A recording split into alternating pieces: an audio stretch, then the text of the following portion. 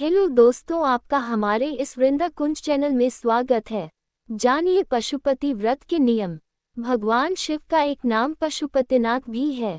पशुपति का शाब्दिक अर्थ होता है इस ब्रह्मांड में पाए जाने वाले समस्त जीवों का मालिक, अर्थात जीवन का देवता। नेपाल की राजधानी काठमांडू में पशुपतिनाथ चार मुख वाले लिंग के रूप में आदिकाल से स्थापित हैं। भगवान शिव का ये स्वरूप प्राणियों के किसी भी मनोकामना को पूर्ण करने की क्षमता रखता है। शिव महापुराण में वर्णित पशुपतिनाथ का व्रत देवाधिदेव महादेव के इसी स्वरूप को समर्पित है। अगर कोई मनुष्य सच्ची श्रद्धा और पूर्ण विधि विधान से जिस भी मनोकामना की पूर्ति के लिए इस व्रत को धारण करता है वो अवश्य ही पूर्ण होती है। पशुपति व्रत को करना ज्यादा कठिन नहीं है और न ही इसे रखने के लिए किसी विशेष मुहूर्त की आवश्यकता होती है। बस शर्त केवल इतना ही है कि आप पशुपति व्रत के नियम का पालन शास्त्रों के अनुरूप ही करें। आज इस पोस्ट के माध्यम से हम पशुपति व्रत के नियम तथा पशुपति व्रत की विधि तथा पशुपति व्रत की उद्यापन विधि जानेंगे, जो कि अत्यंत सरल है और शिव महापुराण गीता प्रेस गोरखपुर में वर्णित है। पशुपति व्रत कब करना चाहिए? पशुपति व्रत को शुरू करने के लिए किसी विशेष महीने का या किसी शुभ मुहूर्त का चयन करना आवश्यक नहीं है। ये व्रत केवल सोमवार के दिन ही रखा जाता है, अतः आप इस व्रत को वर्ष के किसी भी महीने के सोमवार से शुरू कर सकते हैं। पशुपति व्रत को कितने सोमवार करना चाहिए? शास्त्रों में पशुपति व्रत को लगातार 5 सोमवार रखने का विधान बताया गया है। 5वें सोमवार को इस व्रत का उद्यापन किया जाता है। एक पशुपति व्रत को पूर्ण करने के बाद अगर आप दोबारा से इस व्रत को धारण करना चाहते हैं तो 1-2 सोमवार छोड़कर व्रत को पुनः शुरू कर सकते हैं। पशुपति व्रत की पूजा की सामग्री। पशुपति व्रत भगवान शिव को प्रसन्न करने के लिए किया जाने वाला व्रत है, अतः इस व्रत में वो सामग्री ही प्रयोग में लाते हैं जिसे हम शिवलिंग पे अर्पित कर सकें। हमारे शास्त्रों में कई ऐसी सामग्रियों का वर्णन किया गया है जो भगवान शिव को अति प्रिय है। बस इतना ध्यान रखें कि जिस भी सामग्री से आपने सुबह का पूजन किया है, थाल में बचे हुए उन्हीं सामग्री से ही शाम की पूजन करने का विधान है। हम यहाँ आपको पशुपति व्रत की पूजा की सामग्री की सूची देने जा रहे हैं। इनमें से जो भी सामग्री यथाशक्ति आपके पास आसानी से उपलब्ध हो जाए, आप उसी का प्रयोग करें। ये कतई जरूरी नहीं है कि नीचे दिए गए प्रत्येक सामग्री आपके पास हो। पशुपति व्रत की सामग्री: पीला, लाल अथवा सफेद चंदन, पुष्प, रोली, कलावा, गुलाल, अबीर, भांग, धतूरा, भस्म, अक्षत, बेलपत्र, शमीपत्र, धूप, दूध, दही, शहद और शक्कर से निर्मित पंचामृत, 1 लोटा जल। शाम की पूजन के लिए 6 दीपक और भगवान शिव को भोग लगाने के लिए घर में बना कुछ मीठा प्रसाद सभी के लिए आवश्यक है। पशुपति व्रत के नियम। गीता प्रेस गोरखपुर से प्रकाशित शिव महापुराण में पशुपति व्रत के नियम बताए गए हैं, जिसे जान लेना आवश्यक हो जाता है। इन नियमों की अनदेखी करके आप इसके पूर्ण फल को प्राप्त नहीं कर सकते हैं। तो चलिए सबसे पहले ये जानते हैं कि पशुपति व्रत के नियम क्या हैं। पशुपतिनाथ का व्रत लगातार 5 सोमवार तक करने का विधान बताया गया है। पशुपति व्रत की पूजन शिव मंदिर में ही करना अनिवार्य है। तीसरी सबसे जरूरी बात यह है कि पशुपति व्रत के पहले सोमवार की पूजा आपने जिस भी शिव मंदिर में की है, उसी शिव मंदिर में 5 सोमवार की पूजा अनिवार्य है। अर्थात अपने पूरे पशुपति व्रत की पूजा एक ही शिव मंदिर में करें। पशुपति व्रत के दौरान अगर किसी कारणवश आपको कहीं दूसरी जगह या शहर जाना पड़ जाए और उसी शिव मंदिर में जाना असंभव हो तो इस व्रत को अगली सोमवार पे टाल दें, परंतु व्रत का पूजन एक ही शिव मंदिर में करें।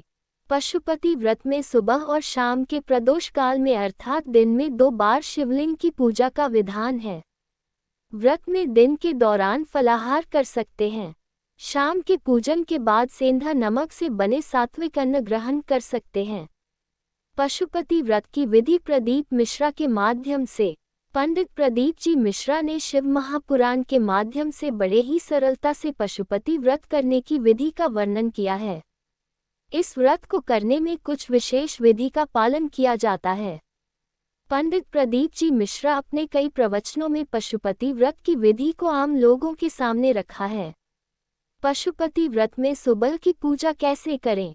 आप जिस सोमवार से पशुपति व्रत का अनुष्ठान करना चाहते हैं उस दिन प्रातःकाल उठकर स्नान के पश्चात स्वच्छ वस्त्र धारण करें। पशुपति व्रत की पूजा के लिए अपने आसपास के ऐसे किसी एक शिव मंदिर का चयन करें जिसमें आप 5 सोमवार पूजन कर सकें। शिव मंदिर जाने के पहले अपनी पूजन की थाल तैयार करें। पशुपति व्रत की पूजा की सामग्री का चयन अपनी शक्ति और उपलब्धता के अनुसार ऊपर बताए गए लिस्ट से करें, जिसमें 1 लोटा जल अनिवार्य है।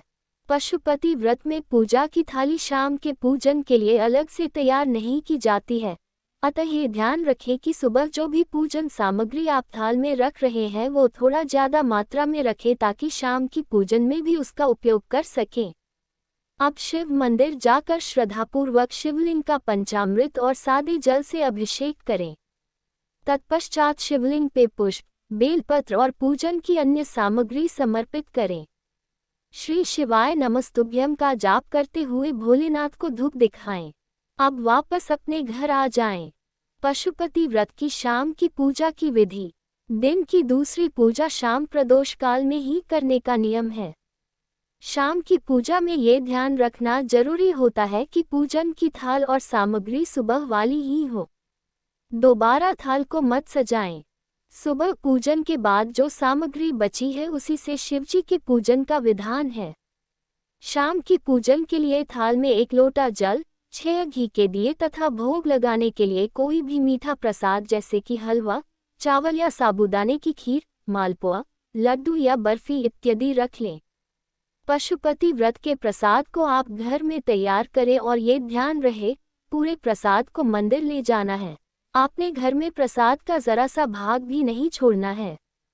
प्रसाद के साथ 3 पेपर प्लेट भी रख लें। अब शिव मंदिर आकर सर्वप्रथम शिवलिंग पे जल समर्पित करें। अगर मंदिर में शाम के समय जलाभिषेक करने की मनाही हो तो फूल से जल का छींटा लगा दें। तत्पश्चात शिवजी का शेष बचे सामग्रियों से श्रृंगार करें।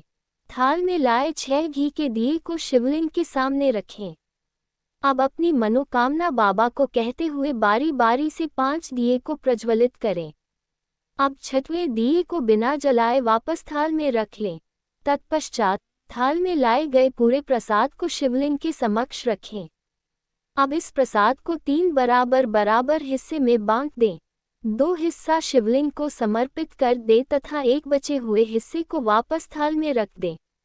श्री शिवाय नमस्तुभ्यम का जाप कर अपनी मनोकामना शिवजी से बोलें। अब वापस अपने घर के लिए निकलें। घर के मुख्य दरवाजे के सामने बाहर ही बैठ जाएं। अब जो एक दिया आपके थाल में वापस आया है उसे अपनी मनोकामना बोलते हुए प्रज्वलित करें। अब इस दीपक को अपने दाहिने तरफ रख दें। तत्पश्चात घर में प्रवेश करें। घर में प्रवेश के बाद थाल में लाए गए प्रसाद के एक हिस्से को स्वयं ग्रहण करें। इस प्रसाद को अपने परिवार के सदस्यों या किसी और को नहीं देना है। प्रसाद ग्रहण करने के बाद भोजन करें। इस तरह पूजन करने के बाद आपके पशुपति व्रत के पहली सोमवार का व्रत पूरा होता है। ठीक इसी तरह से आपको 4 सोमवार पूजन करनी है। 5वें सोमवार को सुबह की पूजा तो वैसे ही होगी परंतु शाम की पूजा थोड़ी सी अलग होती है क्योंकि पशुपति व्रत के 5वें सोमवार की पूजा उद्यापन की पूजा होती है। तो चलिए अब हम ये जानते हैं 5वें सोमवार की पूजन विधि अर्थात पशुपति व्रत की उद्यापन विधि। पशुपति व्रत की उद्यापन विधि। पंडित प्रदीप जी मिश्रा ने गीता प्रेस गोरखपुर से प्रकाशित शिव महापुराण के माध्यम से पशुपति व्रत की उद्यापन विधि भी बताई है। पंडित प्रदीप मिश्रा के अनुसार पशुपति व्रत का 5वां सोमवार ही व्रत के उद्यापन का भी दिन होता है। 5वें सोमवार को सुबह की पूजा उसी तरह से होगी जैसा आपने बाकी सभी सोमवार को की थी, परंतु शाम की पूजा में 2-3 बातों का विशेष ध्यान रखना होता है। 5वें सोमवार की पूजा के लिए अतिरिक्त जरूरी सामग्री: 1 पानी वाले श्रीफल अर्थात नारियल। शिवजी को समर्पित करने के लिए एक ही तरह के 108 पुष्प या पुष्प की 108 पंखुड़ियाँ या 108 बिल्व पत्र या फिर अक्षत या मखाने या हरा मूंग के 108 दाने। कलावा। 5वें सोमवार की पूजा विधि। शाम की पूजन के लिए जो नारियल आपने बाजार से लाया है उस पर मौली या कलावा को 5-7 बार लपेट दें। अब अपनी सुबह की थाल में उस श्रीफल को रख लें। साथ ही साथ शिवजी को जो भी 108 वस्तुएं समर्पित करनी है उसे भी अपने साथ मंदिर ले जाएं। पहले की तरह ही 1 लोटा जल, प्रसाद, 6 दीपक और 3 पेपर प्लेट भी रख लें। मंदिर पहुंचकर शिवजी को जल समर्पित करें। तत्पश्चात सुबह की बची हुई सामग्री से शिवजी का श्रृंगार करें। अब घर से लाए गए पूरे प्रसाद को शिवलिंग के समक्ष रखें। उसके 3 बराबर हिस्से करें। 2 हिस्सा वहीं छोड़ दे तथा 1 हिस्सा वापस थाल में रख लें। तत्पश्चात थाल में लाए गए 6 दियों को नीचे रखें। अपनी मनोकामना बोलते हुए 5 दीपक प्रज्वलित करें और 6वें दीपक को बिना जलाए वापस थाल में रख लें। अब लाए गए 108 सामग्री को एक एक करके शिवजी को समर्पित करें। मन ही मन श्री शिवाय नमस्तुभ्यं का जाप भी करते रहें। जब ये 108 सामग्री शिवजी को समर्पित कर लें तो लाए गए नारियल को शिवजी को स्पर्श कराकर नीचे रख दें। ध्यान रहे, नारियल को शिवलिंग की जलधारी पे मत रखें। नारियल चढ़ाते समय उसके ऊपर 11 रुपये भी दक्षिणा स्वरूप रख दें। शिवजी को नमन कर अब अपने घर को लौट जाएं। घर में मुख्य दरवाजे के सामने बैठकर मनोकामना बोलते हुए थाल में बचे उस 1 दीपक को जलाएं तथा उसे अपनी दाहिनी तरफ रख दें। अब घर में प्रवेश करें। प्रवेश करने के बाद भोजन करने के पहले उस प्रसाद को ग्रहण करना जरूरी होता है। इस तरह आपका पशुपति व्रत पूर्ण होता है। मासिक धर्म में पशुपति व्रत कैसे करें? कई महिलाओं के मन में प्रश्न जरूर उठा होगा कि अगर पशुपति व्रत शुरू कर लिया हो और किसी सोमवार के दिन अगर मासिक धर्म अर्थात पीरियड आ जाए तो इस तिथि में क्या व्रत मान्य होगा या वो खंडित हो जाएगा। पंडित प्रदीप मिश्रा के अनुसार अगर पशुपति व्रत के बीच में मासिक धर्म आ जाए तो उस तिथि में आप पूरे दिन व्रत का पालन करना अनिवार्य है, अर्थात पूरे दिन फलाहार करें और रात्रि में सात्विक भोजन करें। परंतु इस दिन शिवजी का पूजन मत करें। इस दिन का व्रत 5 सोमवार के व्रत की गिनती में मान्य नहीं होगा। इस दिन के व्रत को अगले सोमवार के लिए टाल दें। इस तरह से आप पशुपति व्रत को पूरा कर सकते हैं।